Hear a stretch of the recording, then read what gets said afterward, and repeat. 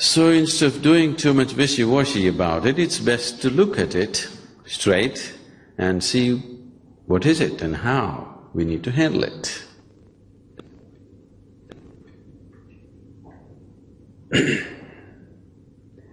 The needs within a human being have risen because of a certain sense of incompleteness. People are forming relationships to experience a certain sense of completeness within themselves. When you have a good relationship with someone dear to you, you feel complete. When you don't have that, you feel incomplete. Why is this so? Because this life, this piece of life, is a complete entity by itself. Why is it feeling incomplete? And why is it trying to fulfill itself by making a partnership with another piece of life? Fundamental reason is that we have not explored this life in its full depth and dimension.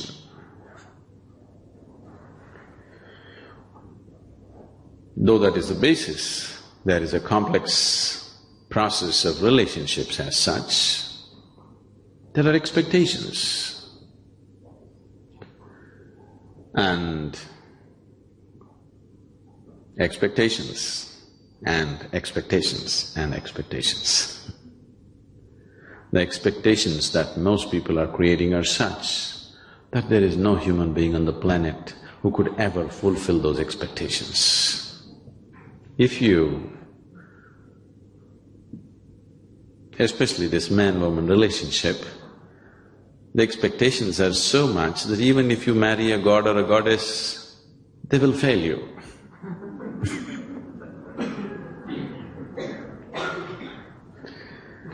Because the expectations are so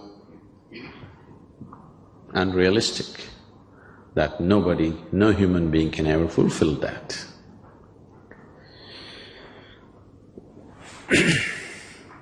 And unable to understand the expectations or the source of expectations. Nobody can fulfill the expectations.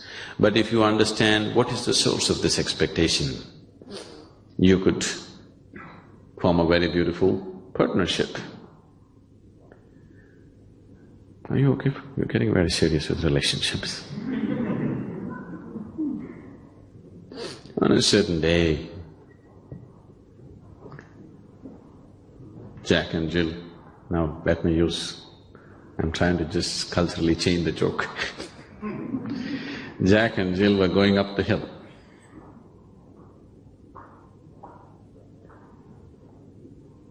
And Jack had a bucket in his hand, a chicken under his arm, and a pitchfork and a rope, at the end of which there was a goat. And Jill said, "I'm feeling very nervous." Jack said, "Why?" "I'm afraid you may have your way with me. I'm alone with you." He said, "What do you mean? I didn't do anything and my hands are full." So she said, "You may put the pitchfork down, plant it in the earth, tie the goat to it, put the chicken down and put a bucket over it, couldn't you?"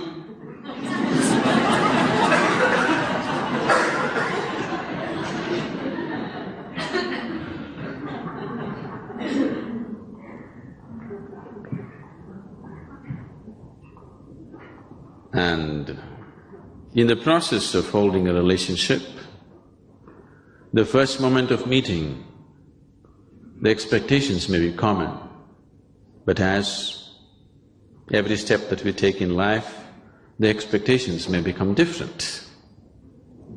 Because these expectations keep changing in people, they're not consistent and they cannot be.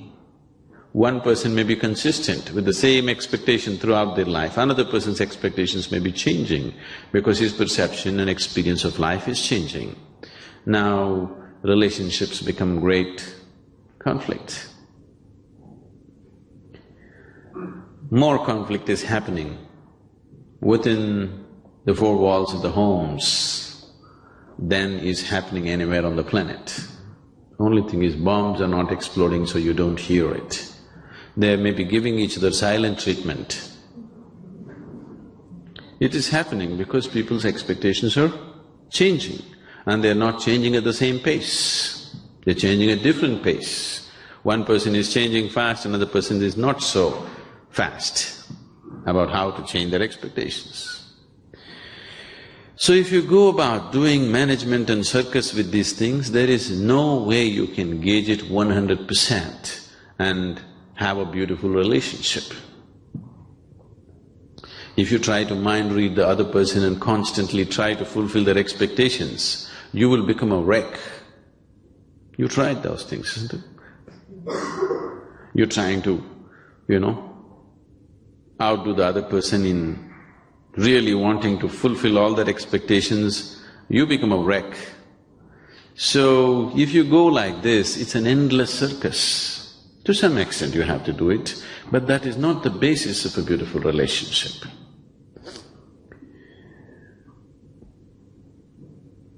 Fundamentally, why have we sought a relationship?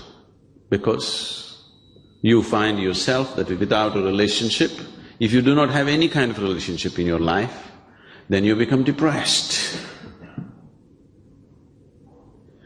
So, fundamentally you're seeking a relationship because you want to be happy, you want to be joyful. Or in other words, you're trying to use the other as a source of your happiness. When you're trying to use the other person as a source of your happiness, what it means is, your happiness is not on self-start. It's like this. Maybe nobody is old enough for this, but here… Let's say you bought a car in 1940s. If you got yourself a car in 40s, along with the car you have to get yourself 2 servants, because morning push start. 50s if you got a car, 1 servant would do because crank start. Now all your automobiles are self-start, isn't it? But your happiness is still on push start, isn't it? Somebody has to push it a little bit, otherwise it won't get started. If you put your happiness on self-start, and now if you're happy by your own nature, now relationships will become a means for you to express your happiness, not to seek happiness. If you're forming relationships to seek happiness and trying to squeeze happiness out of somebody, and that person is trying to squeeze happiness out of you, now this is going to be a painful relationship after some time. Initially it may be okay because something is being fulfilled. But if you have become a joy by yourself and you're forming relationships because you want to express your happiness, nobody's going to complain about you because you're in the process of expressing your joy, not seeking joy from the other person. So if your life becomes an expression of your joy, not in pursuit of happiness, then relationships will be naturally wonderful. You can hold 1,000,000 relationships and still hold them good. Now, this whole circus of trying to fulfill somebody else's expectations does not arise, because if you are an expression of joy, anyway they want to be with you. If you're trying to extract joy from them, then they want to avoid you. Yes? Shifting your life from pursuit of happiness to an expression of joyfulness is what needs to happen if relationships have to really work on all levels. Because they are of many kinds. Your body is right now made in such a way that it's still in a condition where it needs a relationship. Your mind is made in such a way that it still needs a relationship. Your emotions are in such a way that it still needs a relationship. And deeper down, your very energies are made in such a way that you still need a relationship on that level also. If your body goes in search of a relationship, we call this sexuality. If your mind goes in search of relationships, we call this companionship. If your emotion goes in search of relationships, we call this love. If your energies go in search of relationship, we call this yoga. All these efforts are just an effort to become one with something else, isn't it? Yes? Whether it is sexuality or companionship or love or yoga, what you're trying is, you're trying to become one with something else. Because somehow, being who you are right now is not enough. How can you become one with somebody else? Physically you have tried, it looks like you're going to make it, but you fall apart. Mentally you have tried, many times you thought you're really there, but two minds are never one, isn't it? Isn't it so? You've known enough life to know that, isn't it? Two minds are never one, isn't it? No matter what you do with them, no matter how close you think you are, never really one. Emotionally you thought you really made it, yes? It gave you the feeling that you really made it, two people have really become one, but lines come up very easily, isn't it? So, what is the way to fulfill this longing to become one with something? There is a longing to become one with something else, because the way this one is not sufficient. This longing is not going to stop with just becoming one with one being, because it'll long for more. And this cannot be fulfilled physically or mentally or emotionally. All these three things you've tried. It gives you nearness to that experience, but it doesn't make you one. It remains a longing forever. The very longing may become a sweet experience for people and they may get addicted to the longing. But if you have a longing, you want to reach the destination someday, isn't it? You want to reach a fulfillment. Do you know someone told you the other is hell? The other is always hell. So this is the reason, because you don't want to experience this hell, you want to experience at least a small part of humanity as a part of yourself. And that longing is called relationship. This longing to include somebody or the other as a part of your life is what is called as relationships, isn't it? So whatever is within the boundaries of your sensation, you experience as myself. Whatever you experience as myself, if the other is hell, this inclusion could be heaven, isn't it?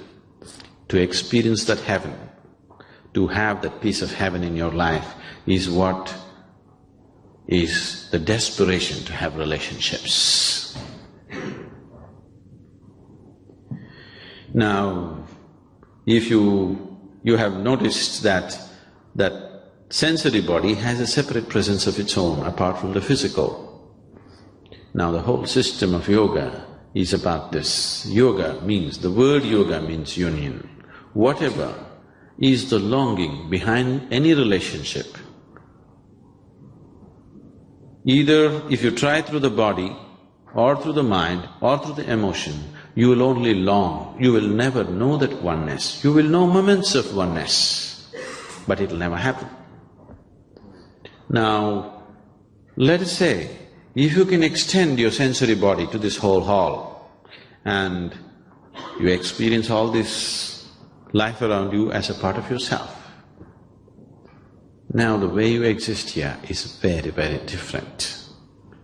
Now relationships will only become a way of looking towards the other's need, not about your own, because you have no need of your own anymore.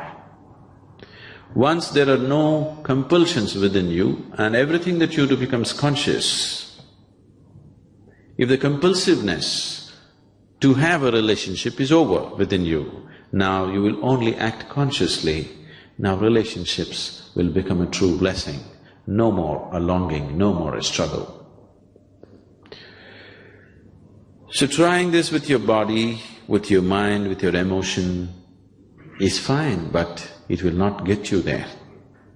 If you can extend these life energies into a larger proportion, simply by keeping your life energies very exuberant, if you keep them highly exuberant, you will see your sensory body will be all over the place. Have you noticed when you're happy, everybody seems to be fine? When we say relationships, people are trying to create relationships on too much fantasy. It is not rooted in reality. What is in a fantasy state today can be a good one, tomorrow could be a bad trip. It happened one day. A woman was dreaming, and in her dream, a handsome hulk of a man appeared. She became breathless and she asked, "What are you going to do to me?" The man said, "Well, lady, it's your dream, whatever you wish." Where do you find such a man? Only in a dream.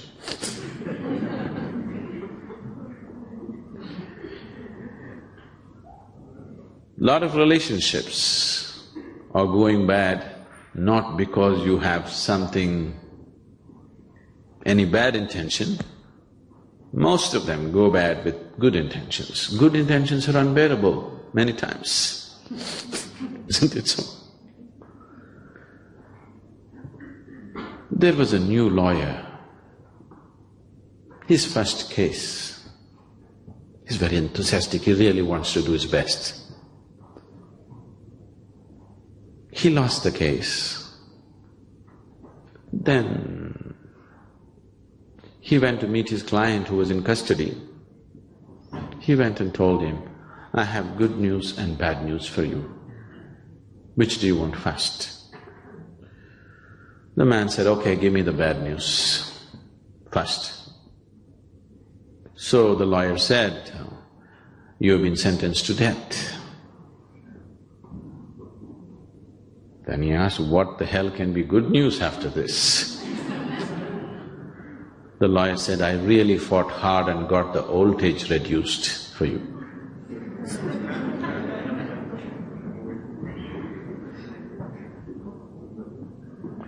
So good intentions can… good intentions and too much enthusiasm without the necessary sense about the other person can create too many problems in relationships.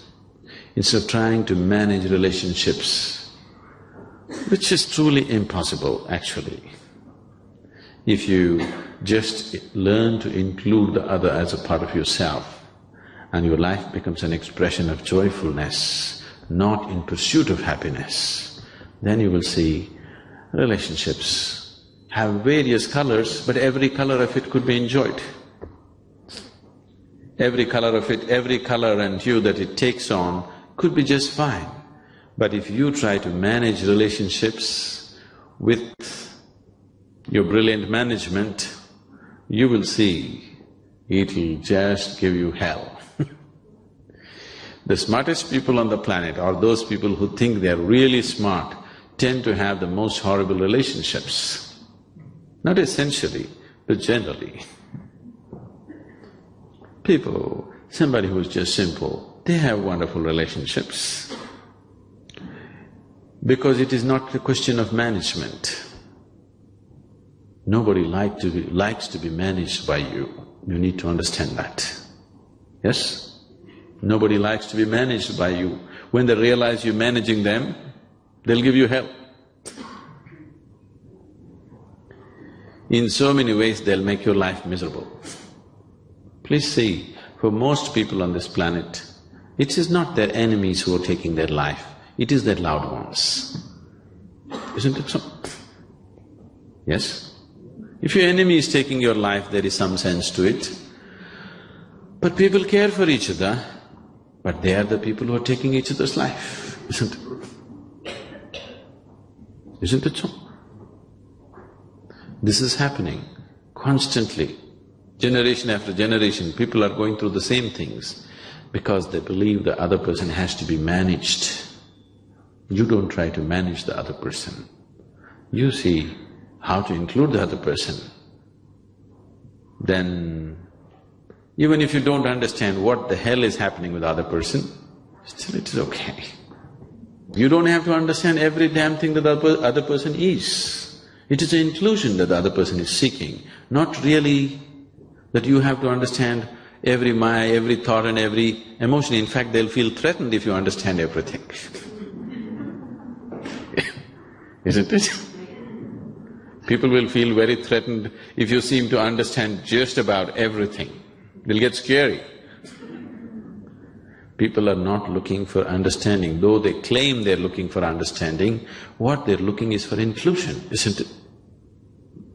It is inclusiveness that you're seeking in a relationship. Understanding could be very threatening. So, managing relationships is not what needs to be done. You need to understand, first of all, why you need a relationship. Somewhere there is some sense of incompleteness. If you take away this, if you attain to that state within you, which has nothing to do with the other, then you will see every other wants to be with you. Everybody wants to be with you because your need is gone. This is the funny thing about life. When you have a need, nobody wants to be with you.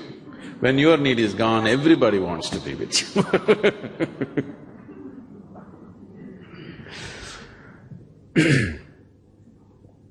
It's only when the flower blossoms, the bees will come. If you don't blossom, bees won't come. You're a closed bud and calling the bees, they won't come. If you open up, you don't have to call, they'll anyway come. So, if you want to have wonderful relationships, do not try to manage the relationship. See how to enhance who you are. Who you are on all levels, physically, mentally, emotionally, energy-wise. See how to up this. If you enhance yourself into a very beautiful state, everybody wants to hold a relationship with you. Instead of enhancing this one, you're trying to manage this. No, it doesn't work. So, if human beings have to really have wonderful relationships, first and foremost thing that they need to do is how to take this to its ultimate possible level right now. If you keep yourself in the best possible way, in body, mind and emotion, do people want to be with you? Yes. Do people want to be with you? Definitely, isn't it? Now, you don't keep yourself well in any of these levels and you expect people to be with you, now you become a burden. Now the other is hell. So human beings should always and always and always focus on how to enhance his way of being. Then everything else gets naturally managed. Whether it's your profession or your relationship or whatever else in your life will happen to its best only when who you are is enhanced. If you do not enhance this and try to manage all those things, that is going to be very stressful. It's going to be a very, very stressful life. Relationships probably are causing the maximum amount of stress on this planet. Am I right? It is. And as people get more educated and they think they're more modern, they're having more problems having any kind of relationship with anybody, isn't it? Isn't it so? Education should have widened our horizons of life, but it looks like it has compressed everything in such a way that you can't get along with anybody. Isn't this happening? Isn't this happening worldwide? There was a time, even now in India, in some parts, a family means it is 200, 300 people in one home, one large home, 200, 300 people living together, because family means the main, grandfather, grandmother, uncles, aunts, granduncles, grandaunts, cousins, everybody is one family. As we got little more educated, we thought, these uncles and aunts, damn them. We dropped them. We thought family means husband, wife, children, parents. Then, after a while, we thought, my parents are okay, but her parents are… let's drown them somewhere. Then we thought, let's drop both the parents. We thought family means husband, wife, children. Now children are thinking, it is not so. Now it is becoming such that even two people, the couple are not able to live together. Only if they meet once in a while, they're okay. Weekend marriage is all right. Through the week, impossible. It's becoming like that because we are becoming more and more exclusive, not inclusive. The whole modern societies are encouraging exclusiveness. Exclusiveness will lead to depression, isn't it? Yes? People are depressed like never before on this planet, do you know this? Never before humanity had known these kind of comforts and conveniences. Never before has humanity enjoyed this kind of food security on the planet, never before. Never before has humanity enjoyed this kind of health security on the planet. But never before humanity has been this depressed because they can't get along with anybody. They've become too exclusive. Inclusiveness is a relationship. Exclusiveness naturally leads to depression. Yoga means ultimate inclusiveness. The word yoga literally means union. When I say yoga, don't think that I'm talking about a particular way of knotting your limbs or holding your breath or standing on your head. No. Anything that leads to the union is called yoga, whichever way. So there are… how many ways are there to reach to your ultimate union with life or with everything? You can only work with what you have, isn't it? Is that so? Can you work with something that you do not have? No, that's clear, isn't it? So what is it that you call as myself right now? Your body, your mind, your emotion, your energies may not be in your experience, but you can easily infer and see, if this one has to function like this, there is some kind of energy making this happen, right? That much everybody can understand.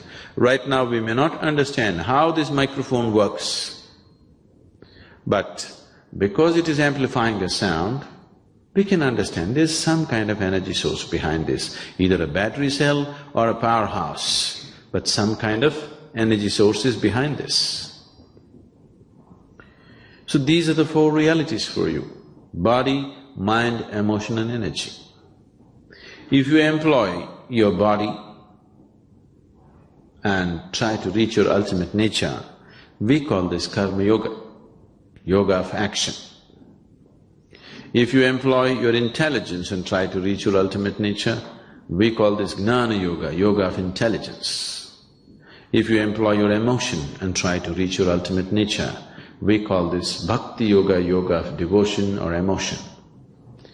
If you transform your inner energies and try to reach your ultimate nature, we call this kriya yoga, yoga of transforming energies. These are the only four ways you can do it, because these are the only four things that you really have. Rest is imagination. They may be there, but not in your experience. What is not in your experience is not a reality for you, isn't it? Right now, modern science is talking about 11 parallel dimensions right here. That's not in your experience, isn't it? Not yet a reality for you. You can only make a theory out of it. You can only believe it, but not yet a reality for you. You cannot work with it. Only when it comes into your experience, you can work with it. So these are the only four realities. This is a very beautiful story in the yogic lore. Are you okay for a story? Can I tell you a story? I seek your permission because the moment I say once upon a time, many people think it's bedtime. That's the only time they heard that word, once upon a time, before 3 sentences are over. So once upon a time, on a certain day, 4 men were walking in the forest. Among these 4 men, one is a bhakti yogi, another is a jnana yogi, karma yogi and kriya yogi. That means yoga of intelligence, yoga of devotion, yoga of action and yoga of transforming energies. These 4 people can never be together. But today they were walking together in the forest. Why I'm saying they can never be together is, somebody who follows the path of the intellect, he of course thinks everybody is dumb, stupid.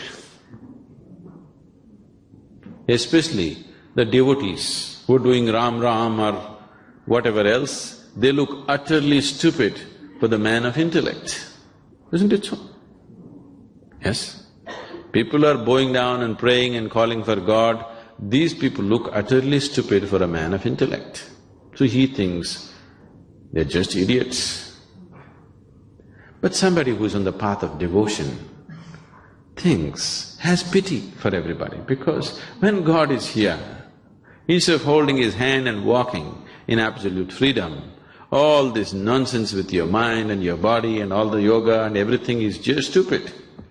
He has pity for everybody, because just instead of riding on the lap of God, why all this nonsense?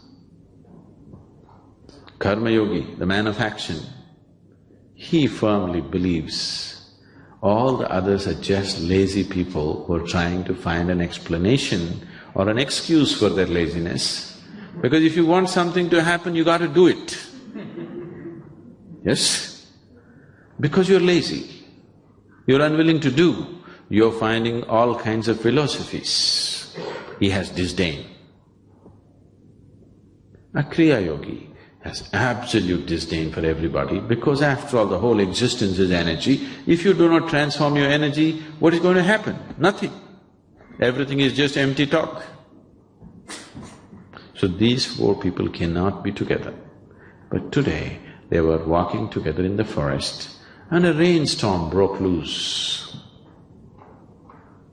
And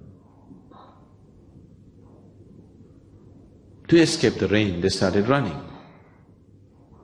Then the bhakti yogi, the man of devotion, said, in this direction there is an ancient temple, we could go and take shelter there, because he knows the geography of temples. So they ran in that direction. After some time, they came to this ancient temple. The walls had collapsed long ago, just the roof and 4 columns were standing. They went in, and the rain and the storm picked up momentum and started lashing from every direction. To escape this, they went closer and closer to the center. In the center, there was an image of God, and there was no other place to sit because rain was lashing from every direction.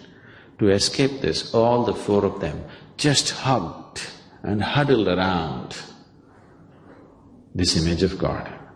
Suddenly God appeared. The first question in everybody's mind is, why now? So much yoga we did, so much worship we did, you did not come. Now when we're just trying to escape the rain, why now? Then God said, at last you 4 idiots got together. I was waiting for this. So if you want to get somewhere, all these 4 aspects, body, mind, emotion and energy has to function together, only then you get somewhere. With one aspect you don't get anywhere. Every one of you is a combination of these 4 things, but a different kind of combination, a unique combination. This is also body, mind, emotion and energy. That is also body, mind, emotion and energy. But it's very different because these 4 things have come together in different ways in every person. So accordingly, the right kind of yoga has to be mixed in the right proportion, otherwise it doesn't work. I give this person one kind of yoga, if I give the same to that person, it will not work because he is a different combination of the same four ingredients. It is because of this, in the yogic traditions, so much stress has been laid about having a live guru because he will mix the right kind of concoction. Unless it is mixed properly, even if it's the best thing, it doesn't work. What is working wonderfully for one person is not working for the other person because it is wrong prescription. Medicine is good, but wrong prescription. So, if these four things are handled properly, only then this one moves ahead. What these four dimensions mean is head, heart, hands and energy. Is there anybody here who's just one big head, no heart at all, no hands at all, no energy? Or one big heart, not the other things? You're a combination of these four things, isn't it? Each one may be a unique combination of these four things. Because each one is a unique combination of these four things, relationships cannot be managed. Relationships can never be managed because each one is a unique combination of these four things. If you handle these four things properly, you can include the other as a part of yourself. In this inclusion, all the differences are okay. Differences add color and dimension to our life. Always the problem with the other person is that he doesn't think like you and feel like you, isn't it? Can you imagine in your house, if there was one more person like you, could you live there? That would be horror, isn't it? Fortunately, nobody else is like you. Fortunately, nobody else is like you. If all the people in your home were just like you, could you live there? But that's what you're complaining about, that they're different. What is adding color and dimension to your life, that is what you're complaining about. What is good for you, you're complaining because there is no sense of inclusiveness. If you have included the other as a part of yourself, all these differences you could enjoy. See, now the very fundamentals of this man-woman relationship is a man seeks a woman and a woman seeks a man because they're different, isn't it? Yes? Because it is different. If they were just like you, it's no good. In every way they're different, in body, in mind, in emotion they're different. That's why you seek them, isn't it? If everything was same, then you didn't have to seek them. But after you get together, now you expect the other person just to be like you, to think like you, to feel like you, to act like you. This is a disaster if it ever gets fulfilled. Fortunately, nobody fulfills it for you, but if it ever so happens that your expectation is fulfilled, that's going to be the biggest disaster. You must be very glad lot of your expectations are not fulfilled. If they are, you're finished. Please look at it. If all your expectations are fulfilled, your life will be a much bigger disaster than it not being fulfilled, isn't it? So relationships are a longing for inclusiveness, and if you approach it as such and include the other as a part of yourself, however they are, whichever way they are, they will be just fine with you. They'll be just wonderful for you. But if there's no inclusiveness, if you stand away and look at them and study them and see how to manage them, then whichever way they are, they're impossible. They're just impossible. You know, we have programs, regular programs going on for the last 16 years in the prisons in South India and also in a few prisons in United States. I have a lot of friends who are in. And about 20% of our time and energies are spent in the prison. And all the South Indian prisons, it's mandatory now that our programs go on regularly. So, people keep asking me, Sadhguru, why are you spending so much time with these criminals? Yes, they have committed all kinds of acts. These are people, if you look at their history sheets, There are murders, rapes and drug addiction and a million other things, every kind of thing that a human being can do and cannot do, there's been done. If you let these people out tomorrow morning, maybe 50% of them, at least 50% of them will repeat the same things. It is so. 50% of them may look for alternative way of living, at least 50% of them will repeat the same thing. This is how they are. But when I'm with them, they're just wonderful guys. They're absolutely lively, exciting and wonderful people.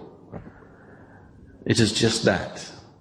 If you include somebody as a part of yourself, and if you are not seeking anything from them and you're just a joyful presence for them, when they're happy, any human being, when he is happy, he's a wonderful human being, isn't it so? Yes? If you meet any kind of person when he is very happy, he's a wonderful person. But if you meet the same person when he's unhappy, he could be really nasty. You're so too, isn't it? Yes? If somebody meets you when you're happy, you're just great. If somebody meets you when you're unhappy, it's another game, isn't it?